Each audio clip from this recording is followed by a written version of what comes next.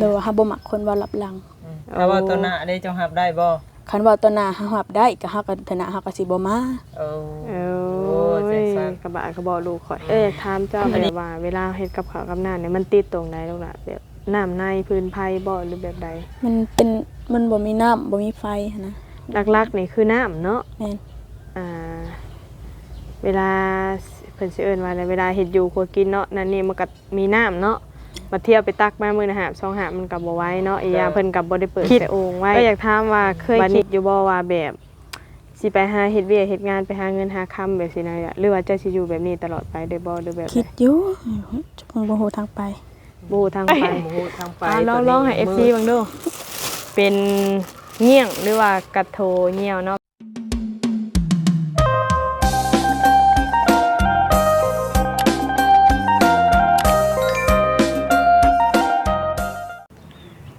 คืมฟ้าคืมฝนมาแล้วพี่น้องเนาะ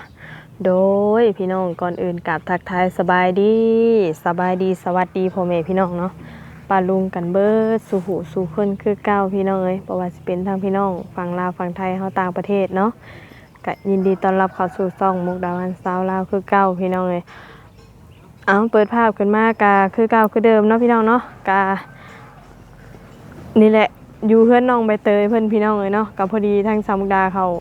มาแต่ในเมืองกับสาวนวลพอดีเพิ่นมีแนวเอามาให้พี่น้องเอ้ยมื้อนี้โดยนี่ฮะกระโทน้องไปเตยเพิ่นก็ฮะกระเข้ามาเนาะแต่บ่ฮู้ว่าเพิ่นมาแต่ไสต่อเบิ่งคึมฟ้าคึมฝนมาแล้วโพพี่น้องเอ้ยเนาะพาเฮือนพาซ่านก็สิลุออกเบิดเลย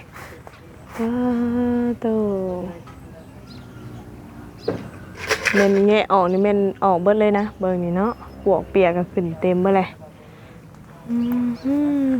วนเลยประตูประต่างเพิ่นก็เอาสังกะสีตอกเอาแบบนี้สิว่าถ้าก็อยู่โตผู้เดียวมาแบบวาเวแบบบ่มีหยังเนาะก็อยู่ไปมื้อๆวันๆพี่น้องเอ้ยจักสิว่าจังได๋โอ้ทางน้องใบเตยเพิ่นก็ไปบ่เว้าหลายเด้เข้าไปหาพี่น้องเนาะเว้าหลายก็คือทุกคนฮู้แหละนึงคือน้องเพิ่นก็เป็นคนที่ว่าขาดความอบอุ่นเนาะกาบุคลิกการเว้าก็จะบ่คือเฮาทั่วไปปานใดพี่น้องเอ้ยเนาะสบายดีพี่น้องเอ้ยสบายดีมาใช่ล่ะมาใช่ผมอ่ะมาแต่เพื่อนหมู่โอ้ไปหาเพิ่นหมู่บ่ได้ไปดำนาบ่หมู่บ่ได้ไปดำนาบ่ไปน้องขี้ตมอีหล่าได้คือบ่ไปหรืออีหล่าเขาบ่ได้บอกถ้าเพิ่นบอกข้างในบ่คันเพิ่นบ่บอกเฮาบ่ไปพอยันเขาเว้าควันเป็นยังคือว่าญาติเพิ่นบอกก่อนเฮาไปหาเงินบ่แม่นติมาเพิ่นจ้างมาพาอยากไปก็ไปบ่แม่นบ่เฮาพัดน้องขี้ตมพัดเฮาบ่ถือกับจุนั้นบ่อยากไป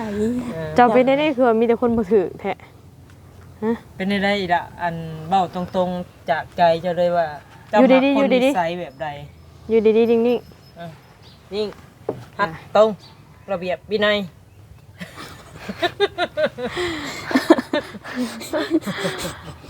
ทาง FC เพิ่นว่าค่ะสามุกสานวนเข้ามานี่น้องเพิ่นก็รู้สึกว่าโอเคขึ้นว่าซั่นเนาะเวลาเว้าก็คือเป็นตัวเองได้เดี๋ยวนี้นะยิ้มแย้มแจ่มใสใครแน่เดี๋ยวนี้ตอนข่อยเข้ามาใหม่ๆเนาะหรือว่าสามุกดาเข้ามาใหม่ๆพี่น้องเอ้ยตั้งวิให้ได้เลยถามนี่ประมาณ10วิเพิ่นได้ตอบเดี๋ยวนี้มีรอยยิ้มแล้วก็พูดจาก็อยากเก่งแน่บัดนี้นะนี่คือเป็นตัวอย่างเลยเป็นอะไรเอ้ยสิได้เปลี่ยนนิสัยคือกันเอ้ยก็ได้จะมักคนนิสัยแบบใดแต่พวกบ้านคือหมู่เป็นบ้านโคกนี่หั่นแบบบ้านโคกเฮามักนิสัยแบบว่าคือหมู่ว่าไปดำนานี่เฮาบ่มักเว้าควันหั่นนะเพราะว่าคันบ่บอกให้เฮาไปแต่บัดเว้าควันเฮาบ่มักเอาเว้าง่ายๆเด้อคือน้องนี่เป็นคนงมๆงามบ่มักนิสัยคนเว้าพื้นรับหลังแม่นบ่อีล่ะแม่นแบบจุ่มว่าไปกะอีนางมาดำนาบ่ว่าเอาว่าเด้อกะผัดเมื่อเพิ่นว่ารับหลังเฮาบ่ไปเลยในใดบ่รับหลังแบบไรแบบว่าผมบ่ได้บอกคือว่ามาบ่ได้แต่งให้มาก็มาว่าตอนได้ยินบ่เคยแต่เฮาบ่ไปเลยคันสิว่าชวนไปสุดนั้นก็เฮาบ่เมื่อวานมาซื้อนี่แหละชวนไปเฮาว่าบ่ได้ถือกับบัตรเขาเว้าใส่ เฮาบ่ถือกับเขาเฮาก็ว่าแบบนี้ เรียกว่าคนที่เฮามันบ่ถึงเป้าหมายเนาะมันก็มีอยู่พี่น้องมันก็ขึ้นอยู่กับว่าจริตหรือว่านิสัยของไผของมันนั่นแหละเนาะมักผู้ใดก็ไปนำผู้นั้นแม่นบ่ในการส่งมากก็คือบ่มักคนเว้าพื้นนินทาเนาะเดี๋ยวเฮาบ่มักคนเว้าลับหลังถ้าว่าตอนหน้าได้เจ้ารับได้บ่คันเว้าตอนหน้าเฮารับได้ก็เฮาก็ฐานะเฮาก็สิบ่มาโอ้จังซั่นกระบะก็บ่ลูกข่อยอันนี้เอ้ยก็เว้าตอนหน้าได้ระเบียบวินัยฮักตรง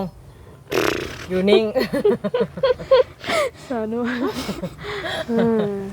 เอ้ยเนาะเอาเว้าเยอะเว้าถ้าสมมุติเอ้ยว่าตรงๆนี่จะรับได้บ่ซะเวลาเอ้ยว่าตรงๆนี่ได้คันเว้าในตอนหน้าบ่เป็นหยังจัดไปสมุกคันว่าเว้าบ่ถูกก็แบบว่าคันสมมุติว่าแบบเฮาบ่แน่ก็มีแต่ปัดเปลี่ยนกันไปเนาะพยายามปรับตัวเข้าหากันเนาะในใดเฮาสิอยู่นำกันได้เนาะแม่นจังซี่ซะคันว่าแบบนี้ก็เฮาก็บ่เป็นหยังเพราะว่านี่เพิ่นว่ารับหลังแล้วเฮาบ่มักเป็นจังได๋มาเข้ามาน้ำไว้ดะบ่ยังเอ้ยสิเมื่อป้าได้เอ้ยบ่ได้มาบอกแล้วบัดนี้บ่สอนอีกแล้วเมื่อได้บัดนี้มันค่ำแล้วบ่เอ้ยจะถามเจ้าเนาะแบบว่าอันตอบตรงๆเลยเนาะคือ FC ก็ถามมาหลายเลยว่าน้องใบเตยนี่สิอาศัยเพิ่นกินตลอดเลยบ่ลูกหล่ะก็บ่หากว่าสิไปคือการหาเฮ็ดเวียกอาเทศอาเทศกับข้าวกับน้ำบ่กับข้าวกับน้ำก็สิเฮียนเฮ็ดอยู่ถือว่าเจ้ายังบ่ได้เป็นจักอย่างบ่เฮ็ดกับข้าวได้ว่าแนวใดอยากถามเจ้าแบบว่าเวลาเฮ็ดกับข้าวกับน้ำเนี่ยมันติดตรงใดลูกหล่ะแบบน้ำในพื้นไผบ่หรือแบบใดมันบ่มีน้ำบ่มีไฟนะหลักๆนี่คือน้ำเนาะแม่นเวลาเพิ่นสิเอิ้นว่าเวลาเฮ็ดอยู่ครัวกินเนาะนั่นนี่มันก็มีน้ำเนาะมาเที่ยวไปตักมามื้อละหาบ2หาบมันก็บ่ไหวเนาะอีกอย่างเพิ่นก็บ่ได้เปิดใส่โอ่งไว้บัดนี้ผัดโอ่งเพิ่นผัดมันบ่คือแบบเพิ่นเปิดใส่โอ่งหงน้ำเลยเนาะเฮาไปเอาน้ำมาไปซั้นมันบ่ได้เด้บัดนี้ก็ว่าอีก2อย่างก็ยากบ่2แหละถ้าว่าเฮาสิถ่ากินน้ำเพิ่นมันก็บ่ฮู้ว่ายามใดเนาะอันนี้ของเฮาใครนี้อยากยามใดก็กินยามนั้นหั่นน่ะแม่นแต่ว่าคือว่าเฮาได้ก็สิมาเฮ็ดเองบัดขาดน้ำขาดในก็ลำบากเนาะโอ้จักสิอะไรได้พี่น้องกันสิอาศัยเพิ่นตลอดก็บ่ได้อีกนี่ได้ก็บ่ดีเฮ็ดได้อีกล่ะว่าเอาท่อแล้วมาสูบเอาได้บ่น้ำสังเจ้าบ่ฮู้ตะกี้น่ะสามารถใช้ได้อยู่แม่นบ่ได้แต่ยามเมื่อคืนนี่เจ้าเคยไปกินข้าวเฮือนเพิ่นอยู่บ่ลูกล่ะบ่เคยเหมือนโดนๆเฮาก็กินเทื่อนึงคือว่านี่เลยอันนี้เนาะค่อยว่าพังน้องเว้านี่คันคือว่าแบบเฮาได้บอกหุงข้าวเนาะจะว่าบ่ถ้าได้หมอหุงข้าวนี่จะโอเคเลยเพราะว่าให้น้องหุงเองสมมุติว่ากับข้าวกับน้ำบางเทื่อเฮาไปซื้อจามลูกซีนเนาะเล็กๆน้อยๆกินกับต้มหม้อต้มมีก็แล้วไปเนาะเนาะหุงข้าวก็เป็นอยู่บ่หุงข้าวเป็นมันมีตัวเลขอยู่เด้แต่ว่าเป็นชื่อไปจักอะไรบ่ค่อยว่าคันว่ามันก็สิโอเคกว่าตัวที่ว่านึ่งข้าวหั่นนะตัวหม้อหุงข้าวนี่นะพี่น้องเอ้ยคล้ายๆแน่แบบใส่ลงจอก2จอกที่เพิ่นพองมาเนาะน้ำหม้อหุงข้าวน่ะก็โอเคแล้วท้องน้ำจอดลองหันอันนี้ก็หุงได้คือกันถ้ามีข้าวหุงนะอันนี้ดูว่าจะสิหุงบ่ล่ะได้บ่ไปว่าหาต้มข้าวสะก้อนข้าวข้าวเจ้าเด้ข้าวเจ้าจะมีอยู่แล้วบ่ใส่หม้อที่เจ้าต้มมีหั่นล่ะกะประมาณมันสิบานๆหน่อยนึงแล้วเจ้าเย็นน้ำให้มันสนิทแล้วก็เอาไข่ออกแล้วก็เสียอ่อนอบปิดไว้ผ้าหม้อก็มีแล้วบ่มีอยู่ดึงอันน่ะหุงทานนี่บ่แม่นโอ้ยก็ค่อยว่ายันน้องเพิ่นบ่สะดวกตัวนี้นะพ่อบ่ยันมันใหม่บ่แม่นถ้าเฮามีหม้อหุงข้าวมันจะสบายเด้มันต้องได้เที่ยวเจาะเบิ่งคือเว้าหั่นแหละบัดมาดึงดังไผดังดัวบัดคนบัดแฮงทานพื้นดัวอีหยังเราก็คือเฮ็ดนี่แหละพี่น้องเนาะตัวผู้เดียวแล้วตามมีตามเกิดได้นะพี่น้องเอ้ยทานอยู่นี่ได้ซะละเฮือนหลังนี้เพิ่นบ่ได้ขายบ่บ่ได้ขายเจ้าเห็นอยู่ไสเพิ่นขายทานบ่ได้เคยไปก็ทำหมู่ทำคู่หั่นแหละเฮ้ยเนาะผู้ใดมีก็แบบว่าเอามาให้กันแน่สอบเท่าไรก็ว่าไปเนาะกระไผกระพื้นเก็บไว้ดีๆเด้อเวลาอยากดังพื้นดังไผยากเด้ เป็นปลาสุทีบแล้วเนาะ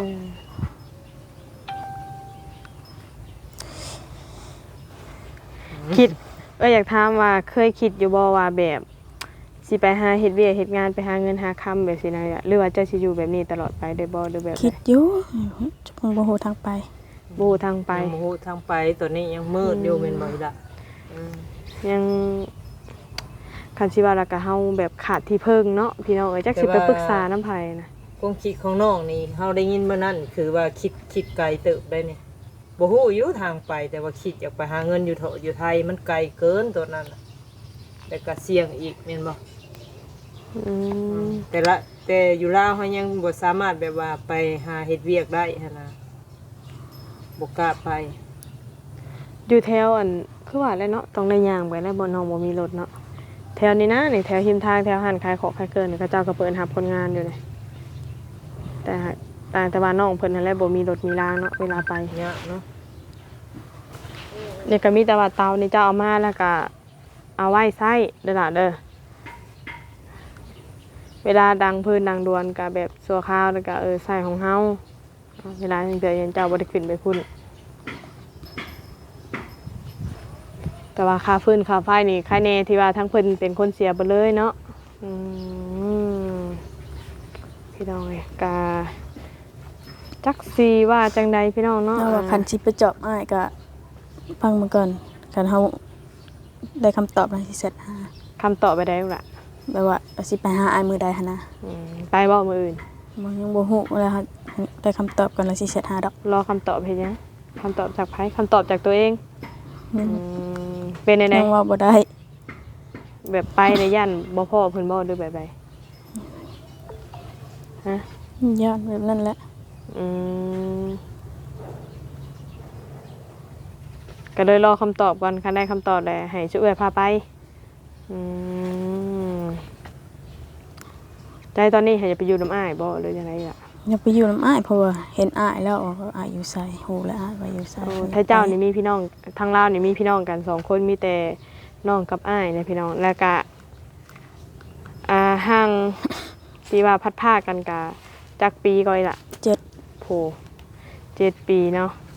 คันสิว่าแล้วก็โอ้ยคือบางคน FC เพิ่นก็บ่เข้าใจเนาะพี่น้องแบบเป็นอ้ายได้คือจังอันนี้หยังหั่นนะเนาะพี่น้องเนาะประมาณนี้นะแต่ว่าก็คือว่าหั่นแหละแบบต่างคนก็ต่างเสงอเนาะเอาสิซะดีใจบ่ล่ะได้ฮู้ว่าอ้ายอยู่หั่นเลยเห็นอ้ายเห็นหยัง ดีใจเพราะว่าได้ฮู้เลยได้ว่าอ้ายอยู่นั่น เฮาก็ยังแบบว่าอุ่นใจขึ้นมาหน่อยนึงยังว่าเห็นอ้ายเนาะแรกๆนี่พอ น้องนี่น้องใบเตยนี่แบบว่ายืนยันคำเดียวว่าอยากไปอยู่น้ำอ้าย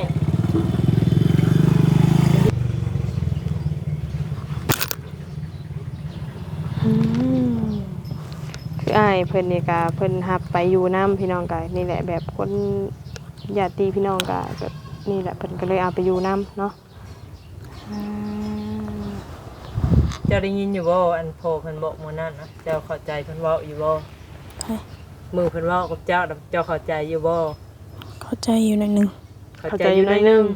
น้อยสำไรเลย เฮาบ่ได้พังคักเด้ สงสัยน้องบ่เข้าใจ คือได้สนวน เอ้ยก็ยังบอกอยู่เด้มันเป็นแบบนี้ทางที่อันโพเพิ่นเว้าเนาะพี่น้องเนาะก็ขออนุญาตเว้าถึงเรื่องราวที่ว่าอันโพเพิ่นอธิบายให้ฟังหั่นล่ะมันเป็นแบบนี้คือทางน้องนี่ไปที่แรกก็คือเว้าหั่นแหละเพิ่นก็สิรับเอาทั้งสองเฒ่าแก่ของอันน่ะที่อ้ายไปอยู่นำหั่นแหละแล้วทีนี้แหละไปเฒ่าเรายังบ่เสียเนาะเราก็บ่ให้เอาไปนางนี่ใบเตยนี่เราหักเราแพงบ่อยากให้ไปให้อยู่นำเราแต่บัดนี้หลังจากที่ว่าเราเสียแล้วน้องใบเตยก็ถูกส่งไปอยู่ศูนย์นาเลี้ยงเล็กส่วนอ้ายเราเองก็คือเขาไปทำงานอยู่สวนน้ำแล้วบัดนี้หลังจากออกจากมาศูนย์เลี้ยงเล็กแล้วบัดนี้ทางน้องนี่อยากเข้าไปอยู่น้ำอ้ายแต่บัดนี้นั่นตามที่พ่อเพิ่นเว้าเนาะเพิ่นก็เราก็เว้าง่ายๆก็บ่รับเอาซั่นซะสามุกเป็นอะไรสนวนก็คือแบบน้องเพิ่นก็แบบนี้แหละนิสัยเราแบบว่าปั๊มเปอแบบบ่สระเสลียวหั่นนะประมาณนี้แหละ เข้าใจอยู่ระบายอีละหาเสลเอ้ยเว้าเลยโบพังเงยขึ้นมาพังเลยตัวเงือกมาง่อยแล้วที่นี่แหละพอเราน่ะย่านน้องเพิ่นไปชุมซีชุมหาเนาะเพราะว่าช่วงนี้ก็คือเว้าง่ายๆก็คือบ่มีพ่อมีแม่แล้วช่วงนี้เนาะคือว่าเราเอาไปแล้วก็คือแบบว่าให้ว่าโอ้ยเนาะแบบว่าย่านรักษาน้องเพิ่นยากขนาด ยังรักษาบ่ได้เนาะ แม่นต้องไปอยู่น้ำพอเพิ่นนี่คือแบบว่าเพิ่นก็ต้องเบิ่งดูแลหั่นนะบอกพังความต้องเฮ็ดเวียกเฮ็ดงาน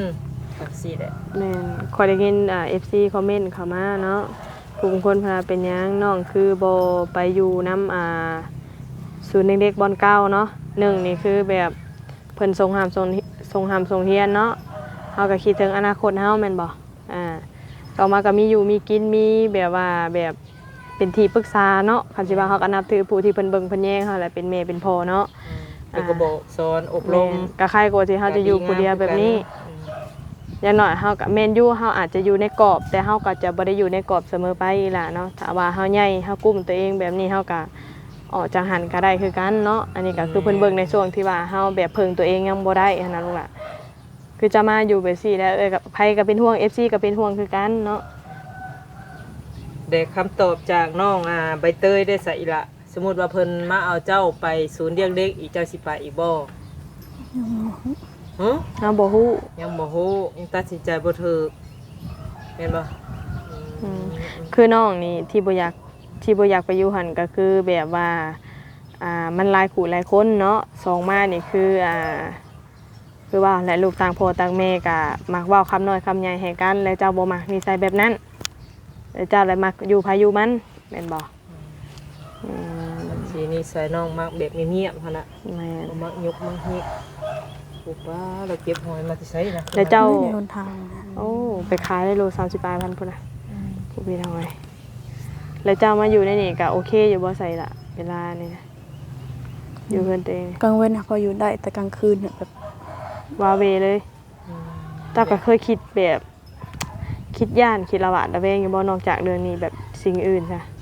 สิ่งอื่นอยากญาติเพราะว่ากลางคืนแล้วมันอยากญาตินิดนึง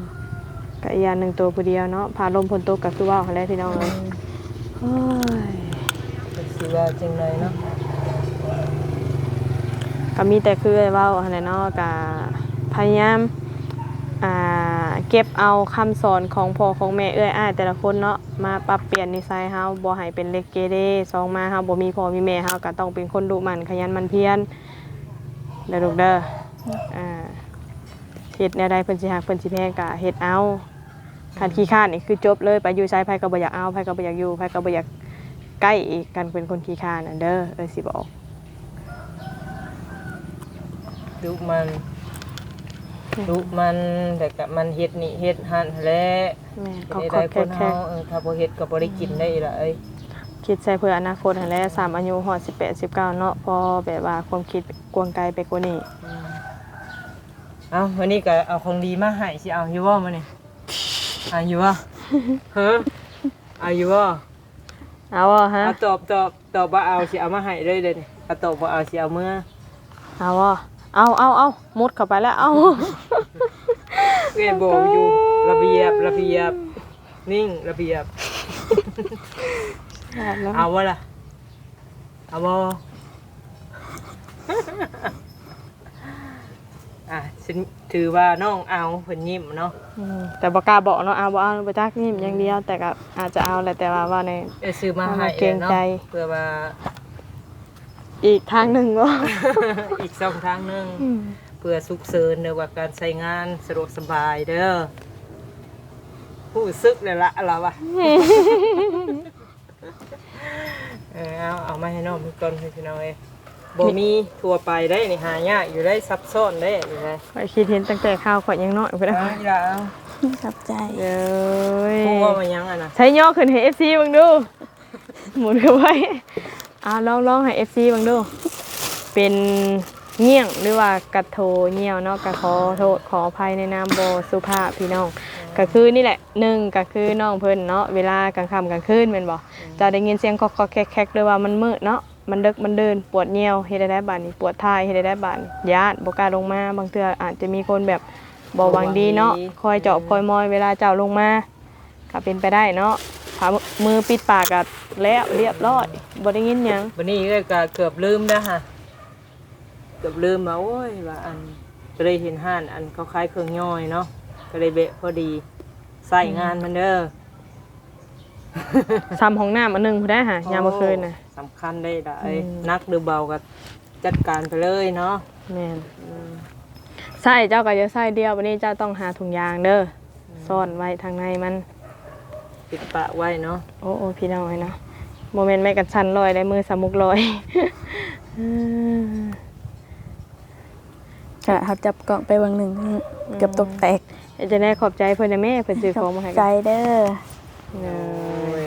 เวลาเอาของน้ำผู้ใหญ่กะนบก่อนจังเอาแล้วก็เอาแล้วก็ขอมุกขอบใจเพิ่นได้ละเด้อมีหยังก็แล้วแต่ให้น้อยให้ได้ใช้สิ่งใหญ่สิ่งน้อยก็ขอบเพียนขอมุกขอบใจเด้อขอบบุญขอบคุณเพิ่นหั่นแหละ ทันดีอยู่บ่เมื่อคืนนี่ หมูพันยังเลยป๊านอนรับอย่างเดียว มีแต่ว่าเจ้าอยู่ตัวผู้เดียวก็อาบน้ำอาบในก็อย่าไปอาบดึกอาบดื่นเนาะอาบแต่หัวแรงแต่เวียงแต่เว้นอาบมาแล้วก็ปิดประตูนอน จะหน่อยนี่ก็อาบได้นี่แม่นบ่อยละ อ่า 4 โมงไปเกือบ5 โมงเลยพี่น้องเอ้ย อืม เนาะคือว่าเฮาก็โอ้อยู่จนค่ำจนมื้อได้มื้อนี้ก็ได้ โอ้การเล่นพุ่นเล่นพี่เนาะบ่แม่นว่าเผาบดมือได้พี่น้องก็ไปเวียกทางอื่นแน่แล้วก็มาเว้เนาะ ก็ไปนี่ไปหันเลยหั่นแหละบ่แม่นว่าสิอยู่น้ำน้องเพิ่นดอกเนาะ เลยไป อันนี้ ซะ ไปหันรายเวียกรายงานให้พี่น้องเอ้ยเอาจังไดกลับป้าเด้ออีหล่ะเด้อจังไดก็ละระมัดระวังตนโตตัวเองหั่นล่ะ เลย อยู่ดีแล้วก็มีแห้งพักผ่อน กับปลาเด้อ เด้อสบาย สบายดี เล เลย พี่น้องก็ถือว่าอีกอุปกรณ์หนึ่งที่ว่าไว้เสริมเวลายามกลางค่ำกลางคืนก็สะดวกสบายกว่าการเนาะแล้วก็กันเวลาน้องเพิ่นลงมากลางค่ำกลางคืนเนาะกับได้ยินข่าวว่าน้องเพิ่นนี่แหละมีผู้รัก